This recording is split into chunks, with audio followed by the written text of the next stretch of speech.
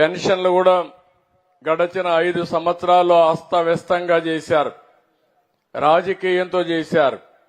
కొంతమంది వికలాంగులు కాకపోయినా వికలాంగులుగా చూపించి పింఛన్లు ఇచ్చేశారు. నేను ఈరోజు అందరికి కూడా ప్లెయిన్ గా ఇచ్చాను.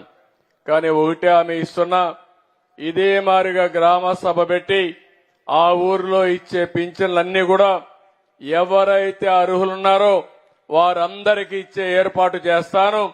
అక్టోబర్ నెల మొత్తం ఈ కార్యక్రమానికి కేటాయిస్తాం.